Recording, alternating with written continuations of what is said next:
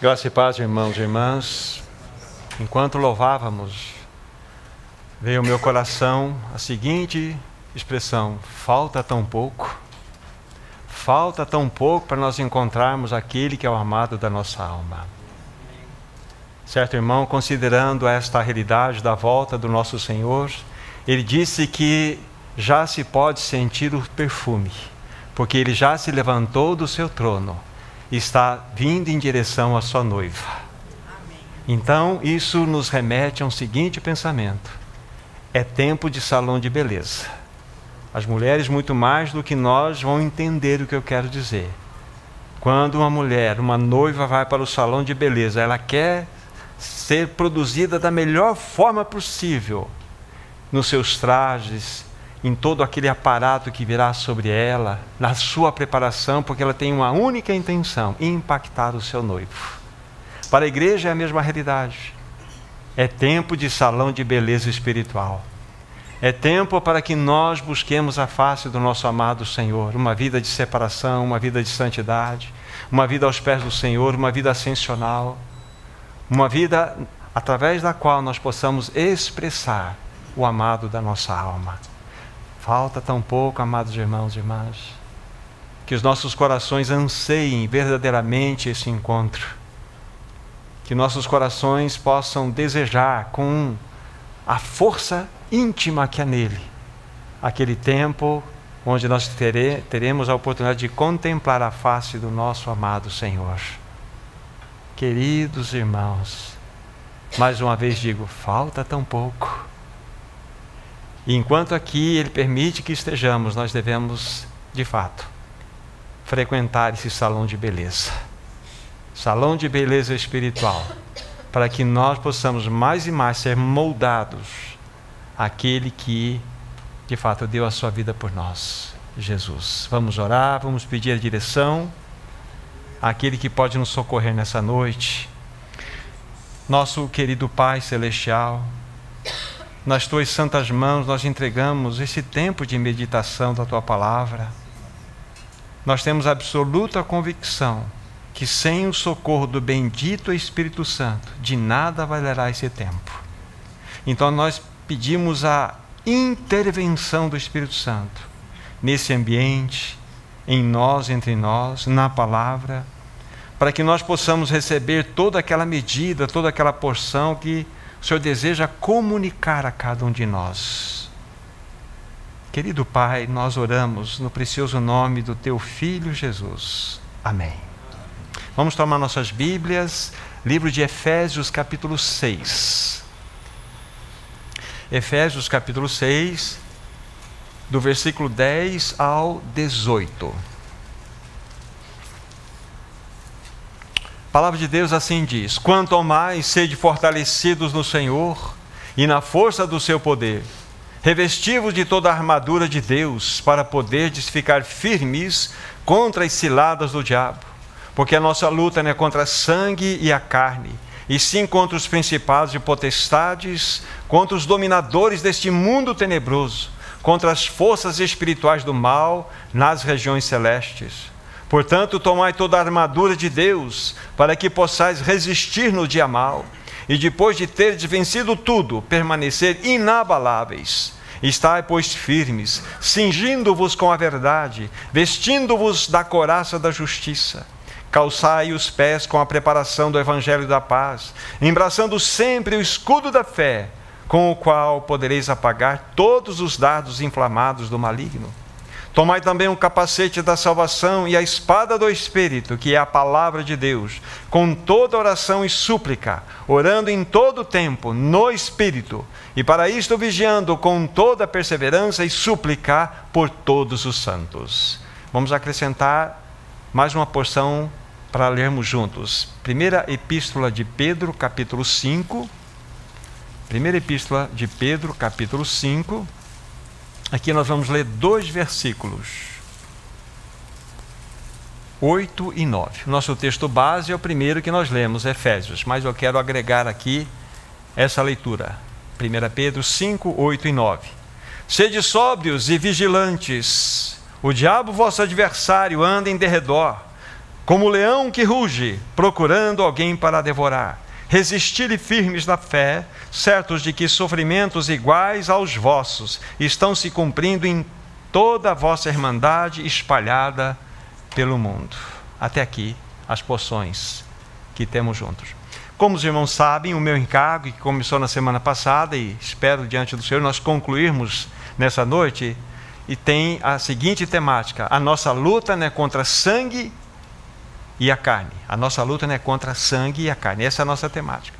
Para que os irmãos possam entender bem, deixa eu fazer aqui uma colocação inicial. Quando vocês vão estudar, por exemplo, o livro de Efésios, qual seria o livro parâmetro do Velho Testamento para vocês estudarem juntos? O livro de Josué. O livro de Josué. Só para um efeito de ajuda para os irmãos que vão aprofundar nesse estudo, deixa o dedinho aqui e vão para Deuteronômio capítulo 8. Quinto livro da Bíblia, Deuteronômio capítulo 8. Enquanto vocês abrem, então, para vocês estudarem o livro de Efésios do Novo Testamento e ter um paralelo no Velho Testamento, é o livro de Josué. Vocês vão entender por quê. Capítulo 8 de Deuteronômio, do verso 7 ao 10. Olha o que a Bíblia diz.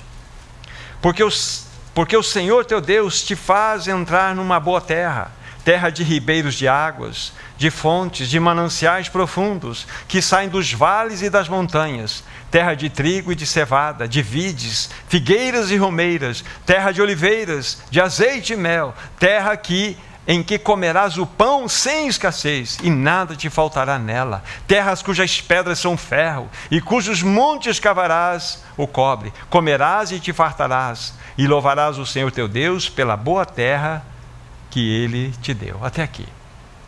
Essa é uma figura clara para nós da Canaã, a qual o povo de Israel havia recebido como promessa do próprio Deus. Eles sairiam do Egito e peregrinariam até lá e tomariam posse de Canaã. Canaã é uma figura do quê? Uma figura da plenitude de Cristo. Então todas essas belezas que nós acabamos de ler aqui, do capítulo 8 de Deuteronômio, falam-nos das riquezas da terra. Fala da plenitude de Cristo. Mas é interessante que, quando eles chegaram, no caso o povo de Israel chegou na fronteira e entrou, aí já através de Josué, eles encontraram mais de 30 inimigos lá.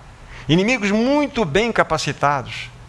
Nações muito bem preparadas, com diversos tipos de armamentos que pelejariam contra o povo de Israel. É interessante que quando você e eu nascemos de novo, então você ganha a vida de Cristo. Quando você começa a galgar o quê? Uma realidade de um crescimento espiritual, um crescimento ascensional em Cristo Jesus, é que você e eu encontraremos as batalhas. Então volte para o livro de Efésios. Então o livro de Efésios fala-nos exatamente isto. Fala-nos exatamente isto. Fala de uma batalha na qual todos nós estamos inseridos. Então, para que vocês que desejam ampliar um pouco mais esse estudo, façam sempre esse paralelo, Josué e Efésios, vocês terão uma grande riqueza para compreender a relação da Canaã, que foi dada como promessa a Israel, e como Cristo na plenitude, para que nós possamos atingir, nós temos essa batalha pela frente aqui. A nossa luta não é contra sangue e também não é contra a carne. Essa é apenas uma colocação que eu faço para incentivar meus irmãos aos estudos. No último encontro, o que nós falamos? Nós dissemos aos irmãos que nós estamos num campo de batalha e não numa Disneylândia espiritual. Nós não nascemos num parque de diversão, nós nascemos num contexto de guerra. E esta guerra está acima da nossa compreensão mental. Foi isso que eu disse para os meus irmãos na semana passada. E essa luta, ela é travada não nas bases das forças e das armas humanas. Ela é travada nas regiões celestiais. É interessante que Paulo fala que a nossa luta não é contra sangue e carne. Lá, quando Josué entrou na terra com mais de 30 inimigos para vencer, lá ele usou a espada. Era a força do sangue e da carne. Ele usou a espada para conquistar. Só que dentro do âmbito espiritual, é uma outra realidade. É uma outra realidade. Então, a nossa realidade agora é uma realidade que envolve as regiões celestiais. Nós havíamos dito também aos irmãos que na medida em que nós nos aproximamos do tempo do fim, essa batalha, ela vai se intensificar, ela vai crescer em realidade. Não tem a menor dúvida disso. Satanás tem atacado violentamente, como eu disse para os meus irmãos, o povo de Deus, com a intenção de desgastá-lo, desanimá-lo. E os alvos são as famílias, os alvos são os cônjuges, os alvos são implicações de relacionamento de pais e filhos, filhos e pais. O alvo de Satanás é trazer cisânia entre os santos. Esse é o papel dele. Então Satanás, ele está atacando violentamente o povo de Deus, com a intenção de desgastá-lo e desanimá-lo, como nós falamos da semana passada. Realmente essa é a obra dele. E quem de nós aqui não enfrenta uma luta? Qualquer um de nós poderia vir à frente agora e dar um testemunho de lutas que estão acima da nossa compreensão. O inimigo é extremamente ardiloso e preparado. Pontuei aos meus amados irmãos que Satanás tem preparado um povo que receberá passivamente o anticristo. Isso está sendo preparado por ele, ou seja, esse processo, esse projeto de Satanás, que é preparar um povo para receber passivamente o anticristo, está acontecendo, está ocorrendo. Ao longo das eras, queridos irmãos e irmãs, Satanás está moldando uma humanidade caída à sua própria imagem e semelhança. Então, duas coisas importantes. Primeiro, acabei de dizer para vocês que Satanás está preparando um povo para receber passivamente o anticristo. O anticristo, quando ele se manifestar, ele será aplaudido. Ele será recebido com festa. Ele não imporá nada. Ele será recebido porque ele virá como grande líder religioso que trará o quê? Trará, vamos dizer assim, as respostas que a humanidade daquele momento terá. Não tem a menor dúvida disso. Então essa situação, há um preparo para que a humanidade passivamente receba o anticristo. E de que maneira então Satanás pode fazer isso? Moldando essa sociedade caída à sua imagem e semelhança. Aí você pergunta, mas como isso pode acontecer? Quero explicar, ou da melhor maneira possível colocar aos meus irmãos. Eu vou colocar um pensamento para vocês aqui plausível. Então ele é plausível, então vocês ouçam a lápis e escrevam a lápis, porque se um dia nós precisarmos fazer algumas correções, nós vamos fazer, sem problema nenhum. Mas vou colocar um pensamento plausível para os meus irmãos aqui nesta noite, para tentar responder como que Satanás, ele está moldando esta humanidade caída à sua imagem e semelhança. Peguem, por favor, um texto que eu citei na semana passada, 2 Tessalonicenses, capítulo 2, versículo 7. 2 Tessalonicenses 2, 7. Eu tinha citado esse texto, quero só deixá-lo novamente em evidência aqui para vocês. Diz aí a palavra de Deus: com efeito, o mistério da iniquidade já opera e aguarda somente que seja afastado aquele que agora o detém. Sem entrar em todo o mérito do significado dessa passagem, o fato é que, com clareza, nós temos absoluta convicção que um mistério, e chamado mistério da iniquidade, já está operando. E essa palavra iniquidade, na sua tradução, é sem anomia, sem lei, a negativa, nomos lei. O mistério do sem lei, da sem lei. Ou seja, Satanás tem um projeto para ir contrariamente a tudo aquilo que Deus estabeleceu. Se Deus diz sim, Satanás diz não. Se Deus diz bom, Satanás diz ruim. E assim vai, é o processo da inversão. Nós não vivemos num tempo de inversão de valores? Hoje, o que as nossas leis aprovam? Vocês se lembram claramente daquilo que foi dito já há um tempo atrás? Como que em sã consciência nós podemos admitir uma nação completa, ou parte dela, vamos dizer assim, em especial das mulheres, estou pensando em outro país agora, sair às ruas vibrando, gritando, fazendo festa porque o aborto foi aprovado. Nós somos donas do nosso próprio corpo. O que é isto, gente? Não é uma inversão de valores? Isso não é a colocação de uma mentalidade satânica numa sociedade? Quando se discute a lei, um projeto da ideologia de gênero, onde se discute a lei em pauta, onde se se coloca que a pedofilia não é mais simplesmente um crime atroz, é simplesmente uma opção sexual. Isso não é uma loucura na sociedade? Isso é uma loucura. Isso é o quê? É a formação de uma cultura satânica na sociedade. Isso vai trazendo para a cultura um amoldar. Agora, como que isso acontece? Esse é o mistério da iniquidade. Agora, como isso acontece? Então, vamos colocar a plausibilidade da explicação para vocês. Vamos para o livro de Apocalipse, capítulo 13, por favor. Apocalipse, capítulo 13. E aqui nós vamos ler 2 versículos, o 16 e o 17. Apocalipse 13, 16 e 17.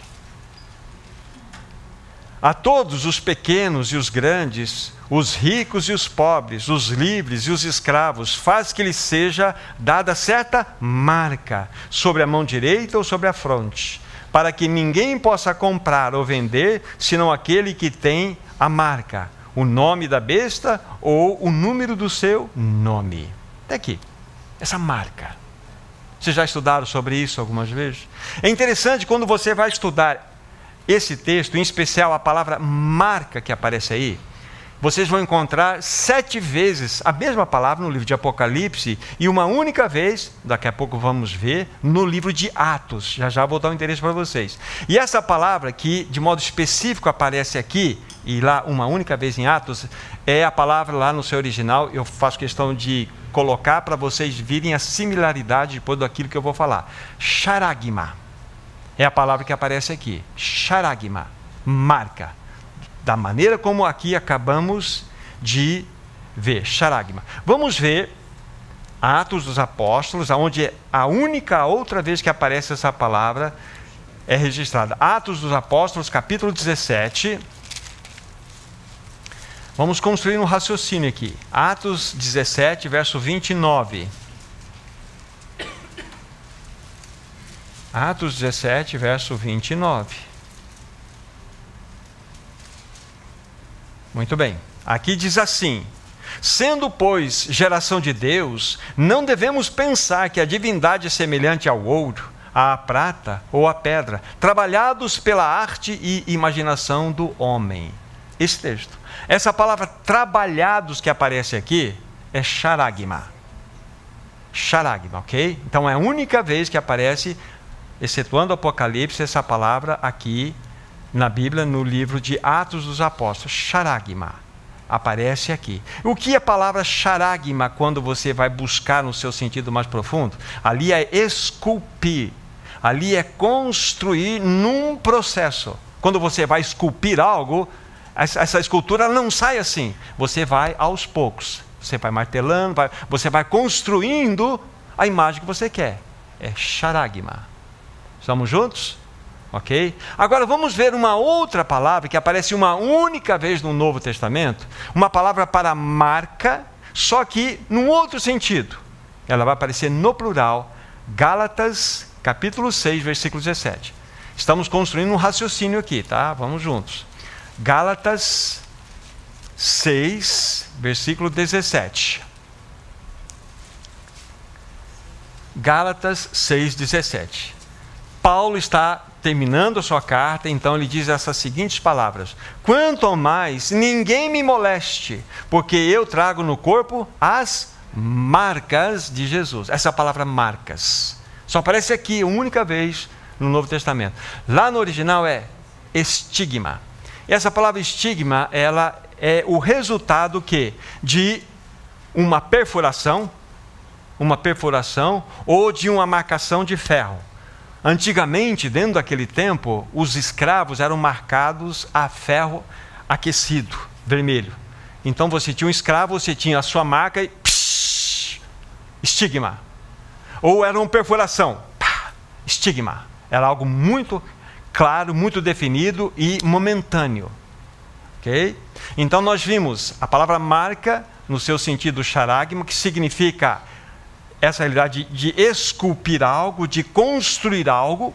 E vimos a palavra estigma, que é uma palavra que mostra uma realidade exata, imediata. Perfurar ou marcar. Agora, vamos verificar a raiz dessa palavra. A raiz dessa palavra e de que maneira ela é aplicada. Vamos para Hebreus capítulo 1. Estamos construindo um raciocínio para ver a plausibilidade daquilo que eu estou colocando em tese para vocês. Como que Satanás irá moldar uma sociedade caída, sua própria imagem e semelhança. Ok? Então lá. Hebreus capítulo 1, versículo 3. Diz assim: Ele que é o resplendor da glória e a expressão exata do seu ser, sustentando todas as coisas pela palavra do seu poder, depois de ter feito a purificação dos pecados, assentou-se à direita da majestade nas alturas.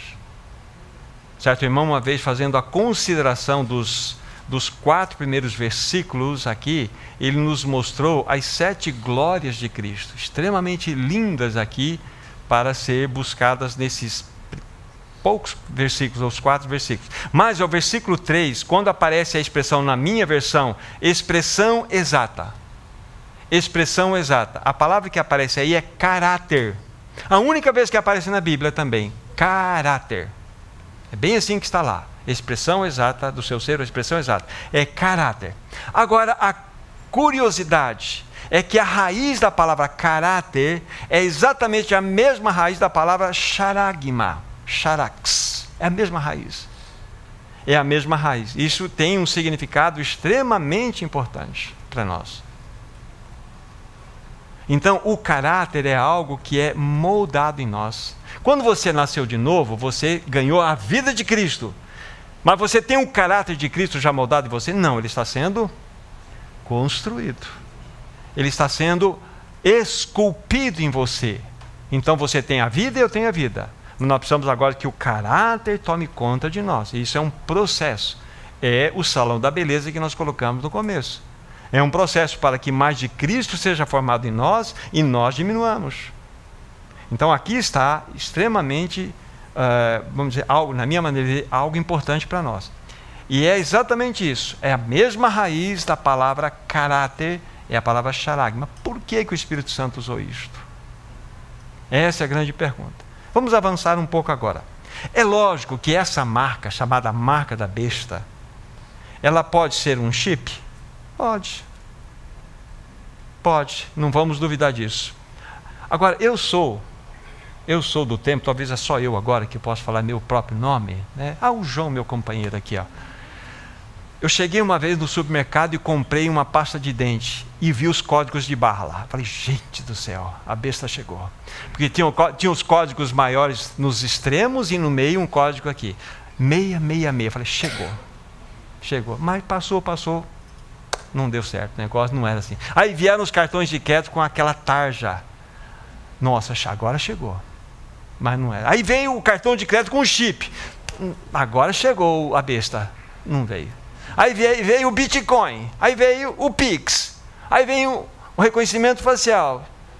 Veio um monte de coisa, ao longo da história, a gente vai vendo que essas coisas vão acontecendo diante de nós. E nada disso tem mostrado com clareza. Pode ser um instrumento, um mecanismo que seja aplicado para o domínio do mundo? Pode. Eu particularmente entendo que a prerrogativa de domínio total do mundo é de Cristo e não do anticristo. Haverá um epicentro onde a sociedade sofrerá mais, que é Jerusalém, é lá em Israel. Mas reverberar isso em todo o mundo, não é o nosso assunto. Mas a prerrogativa de domínio mundial é de Cristo e não do anticristo. Então, mas dentro dessa força que ele terá de manifestar uma grande perseguição no tempo do fim, então ele pode utilizar-se de mecanismos, inclusive de controle social, como nós já vemos em alguns países. É possível. Mas eu entendo o seguinte, que o mundo já está sendo chipado faz muito tempo. O mundo está sendo preparado há muito tempo. Lembra-se o mistério da iniquidade? Hoje nós temos uma sociedade completamente já com a cultura transformada. como dei alguns poucos exemplos para vocês aqui, uma sociedade completamente anticristã, pós-verdade, pós-moderna, anti-Deus, secularista. Isto é o quê? É uma formação que está acontecendo ao longo da história. Então, esse mistério da iniquidade sempre operou na história, e de modo bastante efetivo, quando Paulo disse para nós, e de que maneira as pessoas são ou estão sendo chipadas? Nas suas mentes. Como eu disse para vocês, nós vivemos numa sociedade, repetir para vocês aqui, pós-moderna, pós-cristã, anti-Deus, em outras palavras, com uma mente já sendo trabalhada e chipada. Vivemos numa cultura totalmente secularizada. E é esta geração que vai receber o anticristo com aplausos. Não precisará haver muita força, tanque de guerra, não. A sociedade está clamando por um líder mundial. A sociedade está clamando para que haja paz. Tem guerra para todos os lados. Enfermidades, pandemias, tudo isso é uma construção. E nós devemos estar atentos daquilo que estamos vivenciando. E nós, como povo de Deus, estamos vivendo nessa sociedade. A nossa luta não é contra sangue e carne. Então nós temos que ter discernimento espiritual, compreensão espiritual, para discernirmos onde nós estamos envolvidos. Como eu disse a vocês, então, essa sociedade, ela já está sendo preparada para que receba o anticristo de maneira passiva. É plausível o que eu estou dizendo. Podemos apagar um dia, mas é plausível claramente isso, que uma sociedade ela está completamente à mercê do inimigo. E o que é o caráter de Satanás? Uma boa pergunta também para levantar. O que ele está implantando na sociedade? É toda a expressão de narcisismo, toda a expressão de hedonismo, é a geração selfie, a geração espelho, é a geração do like. É a geração que, como eu já disse certa vez, eu ia para a praia. Alguém pode tirar uma foto nossa, por favor? Hoje o inimigo já preparou um instrumento legal para nós. Ó. Você tira a foto de você e você vai procurar o seu melhor para postar e aguardar. Aguardar como que... Isso é um incentivo à egolomania. Isso é algo que nós precisamos discernir. Então, de que maneira Satanás está moldando o seu caráter em nós, levando-nos a ser um povo narcisista? O que é o narcisismo? O narcisismo é aquele que faz do seu umbigo o centro do próprio universo. Todas as coisas devem gravitar em torno da nossa vontade, da minha vontade. E o hedonismo, o hedonista é aquele que faz do prazer o seu bem maior. Ele vai fazer de tudo. Deixa eu repetir algo que eu falei na semana passada. As 3 palavras mais faladas no século XX e dentro do século XXI são ter, fazer e prazer. Essas foram as 3 palavras mais faladas no século XX e dentro do século XXI. Isso nós precisamos discernir como povo de Deus. Queridos irmãos e irmãs, a nossa luta não é contra a sangue e a carne. E diante de uma situação como essa, nos sentimos tão impotentes às vezes, tão incapazes, não é verdade? Então, hoje nós vivemos numa situação que, para você acessar o coração de alguém, para você pregar o evangelho, você tem que vencer várias barreiras. Várias barreiras. Antigamente, quando você ia pregar o evangelho, estou falando do antigamente, me colocando aqui como principal, então você só tinha um campo para atuar. É aquelas pessoas que tinham uma compreensão diferente da sua. Pessoas que viviam na idolatria, você só tinha que apresentar Jesus, você entregava um folheto e falava assim, vá e busque uma igreja evangélica mais próxima. Era assim. Mas hoje não. Hoje nós vivemos numa sociedade secularizada, completamente fora dos padrões. E como que você e eu seremos bênçãos nessa sociedade? Já falamos sobre isso lá atrás. Você e eu precisamos ter presença fiel. Presença fiel. Você tem que estar preparado para responder a todo aquele que pedir a razão da esperança que está no teu coração. E a palavra responder, que aparece ali em 1 Pedro 3,15, é a palavra apologia. Apologia significa você tem que estar preparado para defender a sua fé. Você tem que saber. Você vai falar para uma pessoa, Jesus te ama. Que Jesus que é esse, rapaz? Não creio em Jesus, não creio nem na Bíblia, vai crer em Jesus. É assim que está a sociedade. Então você precisa conhecer o que há por trás para você acessar os corações. É discernimento espiritual, gente, que nós precisamos. Então, de fato, essa primeira parte, como foi na primeira mensagem, é uma palavra, vamos dizer assim, que joga uma prensa sobre nós. Mas há uma boa notícia, como disse para vocês. Há uma boa notícia, que o varão aprovado por Deus entrou em cena 2000 anos atrás. O Deus Emanuel entrou em cena há 2000 anos atrás.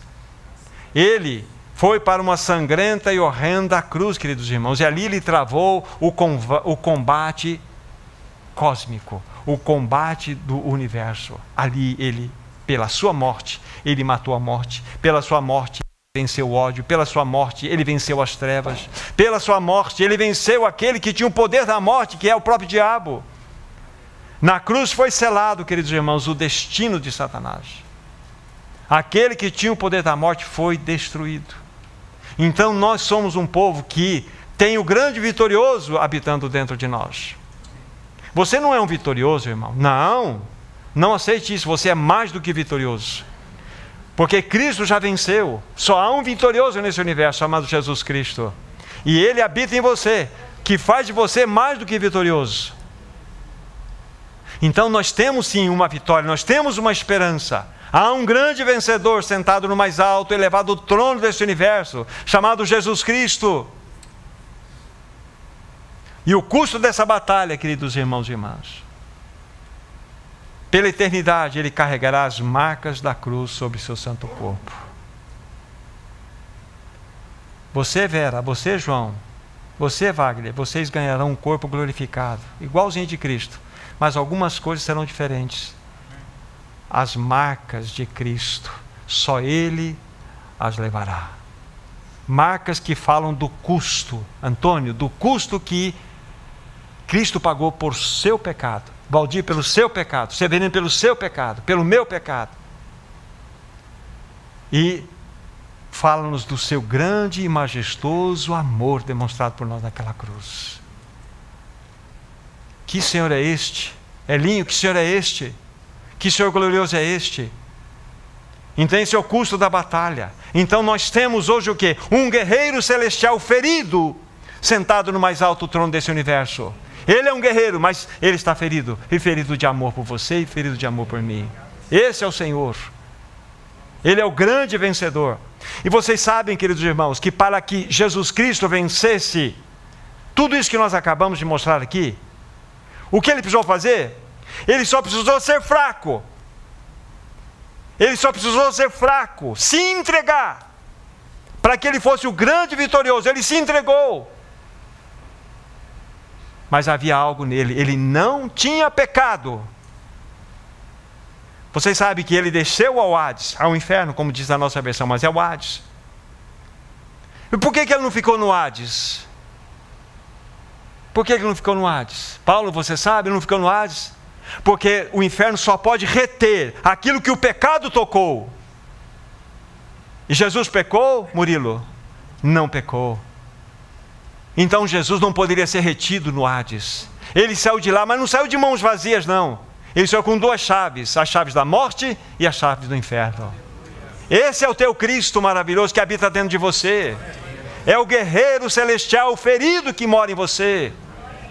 É Ele que nos insere numa batalha que para nós é inglória. Nós não temos capacidade de vencer o que nós vamos falar logo mais. Mas o Cristo Todo-Poderoso que habita em nós já venceu. A nossa luta, irmãos e irmãs, não é contra sangue e carne. Conforme vamos ver, é contra principados, potestades, dominadores desse mundo tenebroso, contra forças espirituais do mal nas regiões celestes. E Ele, esse Cristo maravilhoso, deseja que nós desfrutemos da sua vitória. Voltem, por favor, para Efésios capítulo 6. Efésios capítulo 6, versículo 13.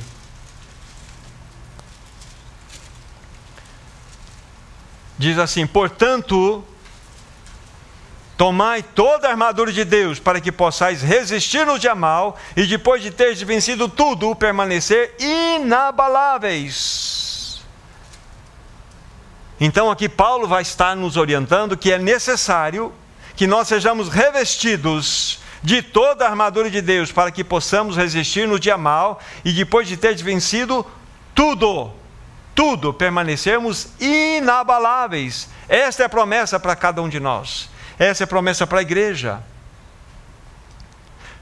Tanto nós devemos olhar para a palavra e vê-la no seu sentido coletivo, porque isso é uma instrução para a igreja, no seu sentido maior, como também, particularmente, é desse tipo de armadura que nós devemos estar revestidos. Precisamos estar revestidos da armadura de Deus. Agora, Paulo, ele vai nos dizer aqui, no versículo anterior, que é o versículo 12, que há 4 divisões no exército de Satanás. 4 divisões. Quem me ajudou a olhar isso aqui com maior afinco, talvez alguns irmãos e irmãs vão se lembrar, um livro que foi lançado na década de 70, de um irmão chamado Mark Bubeck. O livro chama-se O Adversário. Um livro muito interessante, muito significativo, que vale a pena ser considerado. E ele, quando ele considera, não este, outros textos também, ele nos ajuda a ter uma compreensão clara. Assim como Josué, quando ele entrou em Canaã, ele se deparou com mais de 30 inimigos, 30 nações diferentes, plenamente armadas, plenamente preparadas para o conflito. Da mesma forma, quando nós entramos num caminho ascensional para sermos transformados à imagem de Cristo, nós vamos encontrar inimigos, não que serão combatidos com espada, mas serão combatidos de uma forma diferente. Então esse irmão, ele faz as seguintes considerações, que há 4 divisões no exército de Satanás. Versículo 12, onde vocês estão comigo, a nossa luta não é contra sangue e carne, então ele vai dizer agora as 4 divisões, ou os 4 esquadrões do inimigo para nós. E sim contra os principados. Aqui está, vamos dizer assim, a primeira divisão de exército. E esse irmão, ele vai dando algumas bases fundamentadas na palavra para mostrar para nós isso. Eu não vou poder me deter nisso por causa do tempo, ok? Quem são esses principados? São príncipes do reino satânico. Só para vocês estudem depois o livro de Daniel, capítulo 9 e 10, vocês vão entender o que ele quer dizer aqui, naquela oração que Daniel fez.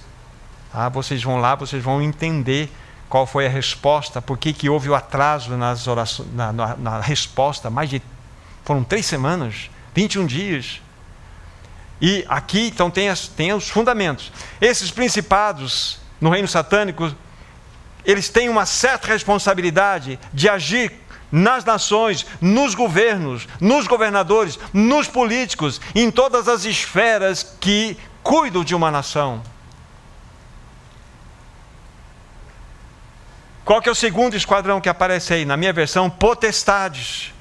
Quem são essas potestades? A palavra potestade é esses poderes. São espíritos malignos de grande poder para agir na mente, nos sentimentos das pessoas, influenciando pesadamente os homens, mantendo-os escravos das suas paixões. São aqueles que geram descontentamentos, carnalidade. O inimigo é, vamos dizer assim, um ser extremamente inteligente. E ele tem os seus esquadrões, ele tem as suas maneiras de atuar. Ele sabe a fragilidade da nossa vida. Ele sabe da maneira como ele vai acessar um. Talvez da maneira como ele ataca o Antônio, ele não ataca o Thomas. Porque ele sabe qual é a minha fragilidade e qual é a sua fragilidade. Ele sabe como instigar, ele sabe como provocar. Então tudo isso faz parte de um ambiente que nós, na nossa inteligência, não conseguimos discernir. De repente você está na sua própria casa, vem uma cisânia. De onde vem essa cisânia? Vem um negócio ali, dá uma esquenta ali, um raspa-facão no chão. O que está acontecendo? O inimigo está por trás. O inimigo é extremamente ardiloso. Extremamente ardiloso. O terceiro esquadrão, aí no versículo 12, fala dominadores desse mundo tenebroso. Quem são estes seres? este esquadrão, né, ou essa força, age e promove todo tipo de superstição, falsas religiões, feitiçarias, ventos de doutrina. É como se eles tivessem uma incumbência muito clara de trazer todo tipo, vamos dizer assim, de mentiras dentro do campo religioso, inclusive falsas doutrinas para dentro do povo de Deus. Então são estes dominadores do mundo tenebroso que agem dessa forma. Talvez pela primeira ou poucas vezes você ouviu sobre isso, pode gerar um pouco de espanto em você, mas nós estamos numa luta espiritual, queridos irmãos e irmãs. É uma luta espiritual. E nós não podemos realmente fechar os olhos para isso. O inimigo quer que duas coisas aconteçam conosco. Ou nós desprezemos completamente que isso aí é uma coisa da nossa cabeça, ou então ele quer que nós entramos de ponta cabeça e ficamos enxergando o diabo em todas as coisas. Ele sempre vai levar nos extremos. Aí tudo é o diabo. Bateu um vento na janela, o diabo está aí. Não. Tem que tomar cuidado. Nós temos que discernir as coisas. Ok? E por fim, a última parte que compõe esses esquadrões, hostes espirituais, versículo 12, no final, que agem, né, da maldade, que agem nas regiões celestes. Quem são estes, segundo este e outros irmãos? Eles atacam as igrejas, trazendo dissensões, divisões, partidarismo. Gera contenda. É aqueles que sabem como provocar através da nossa finitude, provocar através das nossas falências pessoais, o quê? O ensimesmamento, né? Vamos colocar assim, onde nós crescemos do nosso umbigo e fazemos queda de força. E nós só seremos vitoriosos contra Satanás só em um palco, só numa plataforma, boca no pó. Porque você andando com boca no pó, você andando humilhado, Satanás é o soberbo, ele não vai até lá. Qual que é o caminho da grande vitória? É nós andarmos, de fato, humilhados com a boca no pó. Esse é o grande, vamos dizer assim, é a grande verdade para nós termos diante de nós para desfrutarmos dessa vitória. E qual seria então o remédio para enfrentar essas hostes tão especiais? É vestir-nos então da armadura. Chegamos ao ponto. Para que gastemos todo o nosso tempo para olhar aqui, na minha maneira de ver, as 7 vestes que compõem a armadura. A armadura que o cristão deve ter, que a igreja deve ter sobre si. Você sabe que Paulo, quando escreveu esta carta, ele estava preso em Roma. Paulo já tinha vindo de uma prisão que começou, ele foi aprisionado lá em Jerusalém, foi levado para Cesareia, lá ele permaneceu 2 anos, ele é levado para Roma e permaneceu mais 2 anos. São 4 anos na totalidade de aprisionamento de Paulo. E quando ele estava em Roma, que era uma prisão, vamos colocar, era uma prisão não estatal, e sim de uma acusação do povo judeu, era uma prisão que ele poderia ter uma certa liberdade. Só que essa liberdade implicava em quê? Ele estava atado a um soldado romano 24 horas por dia. A cada 6 horas trocava-se a guarda.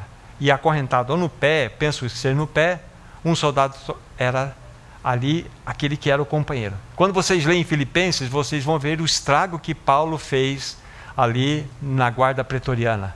Ele falava assim, os irmãos da guarda pretoriana, vocês vão ver que muitos creram. O que Paulo ia ficar fazendo se não anunciar o evangelho? Em nenhum momento ele questionou Deus. Eu, o grande apóstolo, preso 4 anos, estou perdendo tempo aqui. Ele não olhava a vida dessa forma. Ele sabia que Deus estava no controle de tudo. Mas ali Paulo, naquela situação, vamos dizer assim, acorrentado a um soldado de maneira constante, a cada 6 horas trocado, ele olhava para aquele soldado e olhava para aquela armadura.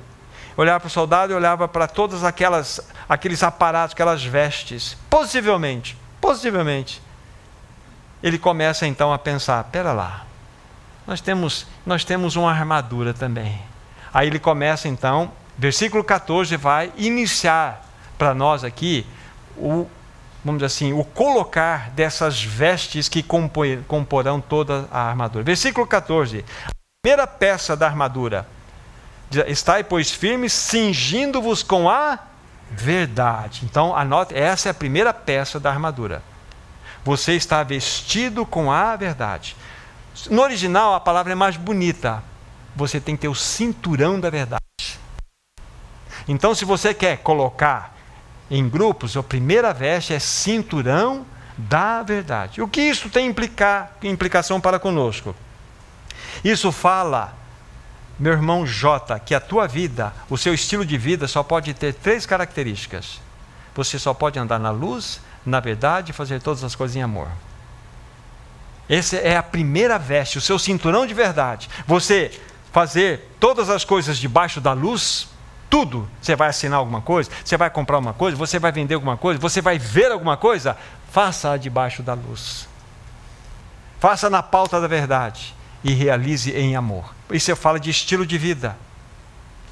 A Bíblia fala assim que nada podemos contra a verdade a não ser a favor da própria verdade. 2 Coríntios 13, 8. Nada podemos contra a verdade a não ser a favor da própria verdade. É o cinturão da verdade, essa primeira peça que compõe a armadura que o cristão deve usar, que a igreja deve portar. Vamos para a segunda peça, capítulo 6, verso 14 ainda. Vou repetir novamente a primeira parte da leitura. Estai, pois, firmes, cingindo-vos com a verdade, já vimos, vestindo-vos da couraça da justiça. Essa é a segunda peça, couraça da justiça. Essa é a segunda peça, Daniel, que você e eu devemos ter para compor toda a armadura. Se vocês quiserem ir lá depois, só para fazer um raciocínio aqui, em 2 Coríntios 5, verso 21, está escrito assim: aquele que não conheceu o pecado, Deus o fez pecado por nós, para que nele fôssemos feitos justiça de Deus. Então há uma justiça da qual nós já fomos revestidos. A justiça de Deus é imputada em nós. Ela não é infundida em nós, ela é imputada. Porque nós sempre seremos aqueles que receberam a justiça de Cristo. Ela é imputada sobre nós. É a justiça de Cristo que nos cobre. Agora, a santificação, que é um processo, é algo que vai ser imputado em nós. Mais de Cristo, menos de nós mesmos. Então, entenda essa realidade. O imputar é colocar sobre. Quando você confiou plenamente em Cristo Jesus, você nasceu de novo, então você, pela palavra de Deus, é uma pessoa declarada justa. Você não se tornou justo, você é declarado justo, a justiça é imputada sobre você. Então esse tipo de justiça já é uma realidade para você e para mim. Mas aqui nós precisamos entender que Paulo está falando de uma justiça que tem uma realidade prática. É a justiça prática, por isso que é a couraça da justiça. Aí abre parênteses aqui, por favor. Alguém disse assim: quando um homem é revestido de justiça prática, ele se torna invencível. Achei muito interessante. Quando um homem é revestido de justiça prática, ele se torna invencível.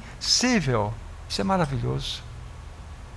Então nós já vimos aqui a questão da vestimenta inicial, né, que fala-nos da verdade, o nosso estilo de vida. E aqui a segunda característica da veste é termos a couraça da justiça. Agora, versículo 15 vai nos falar da terceira peça que envolve essa armadura. Versículo 15: calçai os pés com a preparação do evangelho da paz. Há uma versão alternativa, e eu quero apresentar aqui até como o subtítulo, ou o título aqui dessa terceira peça, que é os pés calçados de prontidão para anunciar o evangelho da paz. Vou repetir: os pés calçados de prontidão para anunciar o evangelho da paz. É o sentido aqui. Aqui está então a terceira peça que compõe a armadura que a igreja precisa ter, que cada um de nós precisa ter também. Isto fala de uma vida de testemunho diário. As sandálias que os soldados romanos usavam eram sandálias especiais. Elas tinham um tipo de uns cravos para que eles tivessem muita segurança, eles pudessem andar por vários tipos de solos, por vários tipos de caminhos e ter a proteção. quão formosos são os pés daqueles que anunciam o Evangelho, as boas novas. Então nós devemos estar aqui com esta veste também, com os pés calçados, com os pés com a preparação do Evangelho da Paz, e como aqui sugeri para os meus irmãos, os pés calçados de prontidão para anunciar o Evangelho da Paz. Fala da tua vida de testemunho. Você tem algo a dizer para esse mundo. Wagner, você tem algo a dizer a esse mundo. Caio, você tem algo a dizer a esse mundo. Ivo, você tem algo a dizer a esse mundo. Sabe por quê? Porque o Todo-Poderoso habita no coração de vocês. O guerreiro celestial, o ferido, habita em cada um de nós. Maíra, Cristo habita em você. Você tem algo a dizer a esse mundo. Você tem um testemunho maravilhoso a compartilhar com a sociedade. Isso mostra que você vestida com essa veste, com essa vestimenta, você está realmente mostrando que você está protegida. Depois nós vamos fazer uma recapitulação olhando uma por uma e os seus significados maiores. Mas aqui está essa terceira peça da armadura, extremamente linda. Versículo 16 vai falar da quarta peça que compõe essa armadura. Versículo 16. Embraçando sempre o escudo da fé, com o qual podereis apagar todos os dardos do maligno. Aqui está, escudo da fé. Escudo da fé. Tem a finalidade de proteção. Tem a finalidade de nós sermos protegidos contra todos os dardos inflamados do maligno. A fé é a firme confiança que devemos ter no Senhor e na sua palavra. É uma confiança irrestrita, sem questionamento. E quais seriam os dardos inflamados do maligno que ele tem prazer em lançar? Desânimo, dúvida, impureza, acusação, soberba, são dardos. Ele lança aqui nesse território. Não é o nosso assunto falar da mente, está muito conectado. Mas a nossa mente, queridos irmãos, a nossa mente precisa ser como uma cidade murada. Tem muitos irmãos e irmãs que parecem que, tendo como uma figura as cidades muradas de antigamente, essas cidades elas foram atacadas por inimigos, os muros foram derrubados e essa cidade se tornou uma presa de entrada de animais ferozes, de ladrões. É assim, quando a nossa mente ela não tem uma cerca adequada. Nós somos susceptíveis a todo tipo de ataque. E o problema é que nós aceitamos o ataque. Então nós precisamos levantar muralhas na nossa mente para sermos protegidos contra estes dados. Irmãos, o Espírito Santo jamais irá acusar. Nunca, toda acusação que vem a você, todo questionamento tem um endereço, tem cheiro de enxofre, vamos colocar assim. Não é assim que o Espírito Santo age. Deixe-me lembrar de um exemplo há muito tempo dado para vocês aqui, pode ser que ajude alguém. Pensem numa partida de futebol. Então está lá o jogo ocorrendo e aconteceu que houve uma falta em determinado local do campo. O juiz vai lá e coloca aquela marca que a gente vê. Marca, então é ali que aconteceu a falta. Da falta. Muito bem. Isso, do ponto de vista espiritual, pode ser entendido da seguinte maneira: você está caminhando, você está num jogo, você está andando, você está numa batalha, num campo. De repente você caiu. Você promoveu uma queda ali. Aí, duas situações. A primeira, Satanás. Satanás fala assim, caiu, né? Não adianta nada. Você não vai para frente. Você vai ter que começar tudo de novo. Você não nasceu de novo. Até isso acontece. Como que você ia cometer uma falta dessa? Você perdeu todo esse tempo, você vai ter que voltar lá da origem. Esse é o diabo. Agora o Espírito Santo, ele vai chegar para você assim, ei, levanta, olha o tanto que você já caminhou. Você já chegou aqui. Trata desse assunto aqui e vamos prosseguir. É assim que o Espírito Santo faz. É assim que ele cuida dos seus. Então o Espírito Santo jamais acusa. Ele não acusa. O diabo é o acusador. Ele quer nos destruir. Então nós precisamos estar com essa mente, realmente como essa cidade murada, protegida. Depois vocês estudam Filipenses capítulo 4, ali vocês vão verificar tudo que é verdadeiro, tudo que é puro, tudo que é de boa fama, se tem algum valor. Nisso ocupe o vosso pensar. É você construir muros para você estar protegido. Então, esta é uma peça extremamente importante, o escudo da fé, para que você se proteja. Você tenha uma fé restrita, confiante no Senhor e na sua palavra. Extremamente importante. Quando as tentações chegarem, os ataques vierem à sua mente, devemos exercer fé e olhar para o Senhor e a sua vitória. Sempre assim, sempre assim. Então percebam só a composição de toda essa armadura, como que ela tem as suas características, os seus objetivos. Vamos para a quinta peça da armadura, versículo 17.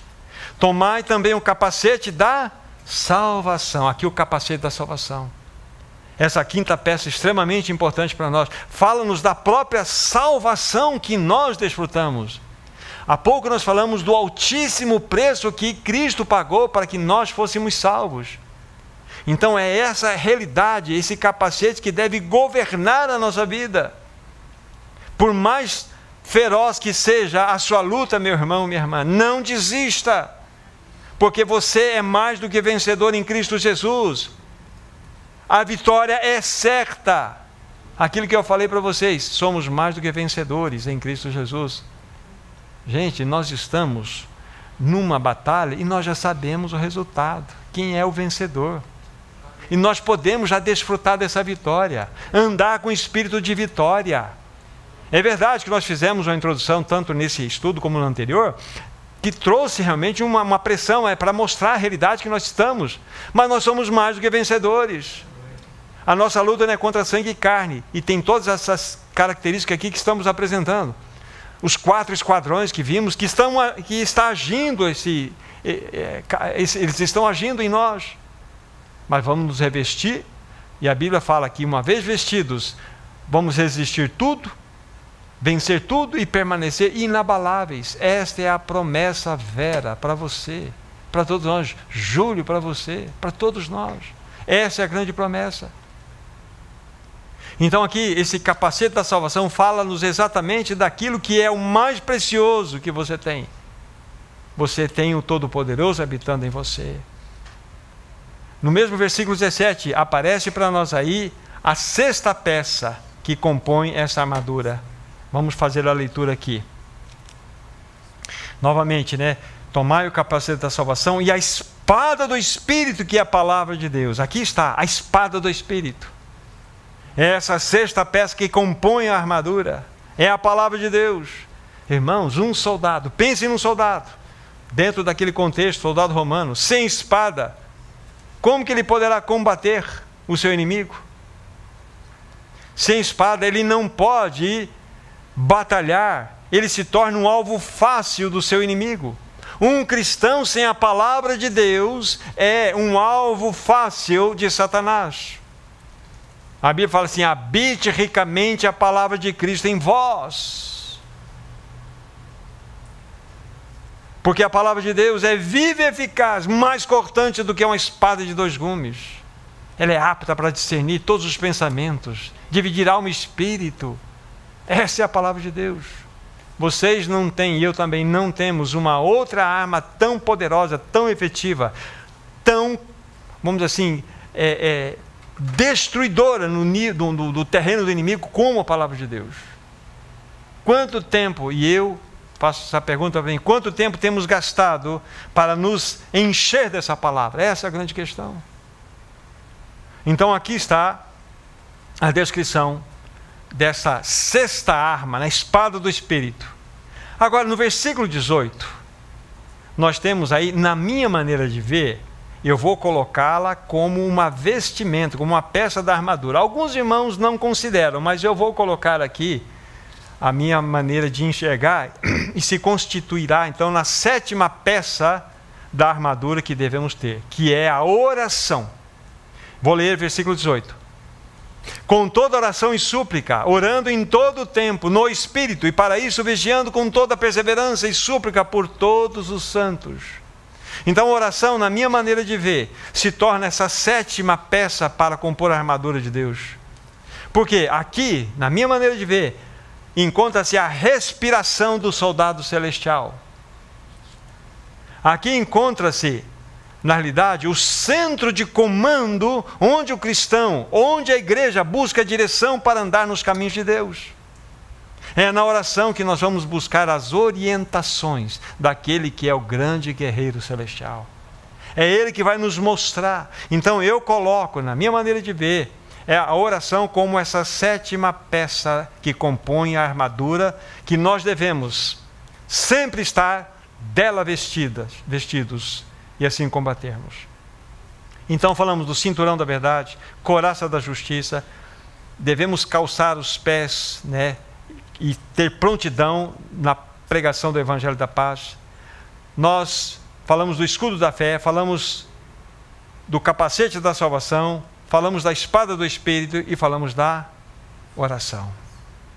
Irmãos, aqui está o caminho bíblico para que nós possamos vencer no dia mal e depois de vencermos tudo, permanecer inabaláveis. Rapidamente, indo para o final. As 2 primeiras vestes falam-nos do caráter cristão. Lembra-se, vestido da verdade e o couraça da justiça. Isso fala-nos do caráter do cristão. Fala-nos da nossa postura pessoal. Fala-nos da nossa vida de intimidade com Deus. Fala-nos exatamente da realidade de Cristo no nosso coração. A terceira que é, aqui, estamos calçados com os pés, com a preparação do Evangelho da Paz, fala-nos do nosso testemunho. A 4ª, que é o escudo da fé, apresenta uma arma de defesa em nossa peregrinação. A 5ª, que fala do capacete da salvação, somos mais do que vencedores em Cristo Jesus. A 6ª, fala-nos da poderosa arma do cristão, que é a palavra de Deus. É nessa palavra que nós encontramos a plena segurança. E a 7ª, fala-nos do segredo da vitória de uma vida de total dependência do Senhor. Vida de oração. Irmãos, os ataques são reais. Eles aumentarão com toda certeza em intensidade, mas louvado seja Deus. Nós temos um caminho. Vestidos dessa armadura de Deus, somos mais do que vencedores. Essa é a realidade. Então que o Senhor nos ajude. Irmãos, nós estamos num campo de batalha, mas saboreiem essa vitória que Cristo alcançou por vocês. Tudo que nós apresentamos aqui, lembre-se, você é mais do que vencedor. Mais do que vencedor. Que nós possamos andar, de fato, pelo governo do Espírito. Que essa palavra possa ter subido ao nosso coração e mente. E nós possamos discernir o tempo em que nós estamos. Irmão, nós somos um povo privilegiado de vivermos nesse tempo do fim. Que você possa manifestar o bom perfume de Cristo por onde você quer que possa ir eu também. Vamos orar, agradecer ao Senhor. Amado Pai Celestial, obrigado por fazermos parte dessa geração que antecede a sua volta. Nós sabemos, Senhor, que as lutas irão se intensificar, que a pressão maligna irá aumentar, mas graças nós te damos pela vitória de Cristo na cruz. Ele é o grande guerreiro celestial. Permita, amado Senhor, permita que sejamos fiéis soldados nesse mundo contrário a Ti, que nós possamos ser sal nessa terra e luz nesse mundo. Ah, Senhor, nós pedimos isso por nós e pelos todos os santos, Senhor. Ajuda-nos, Senhor, a viver de tal forma que o Teu nome seja glorificado. Em nome de Jesus nós oramos. Amém, Senhor. Amém. Amém, queridos irmãos. A semana começou hoje. Na manhã segunda, você e eu teremos muitas oportunidades de manifestar todas estas vestes. Que essa armadura possa ser manifestada por você e por mim, irmãos. Deus abençoe vocês ricamente. Tenha uma semana na presença do Senhor. Amém.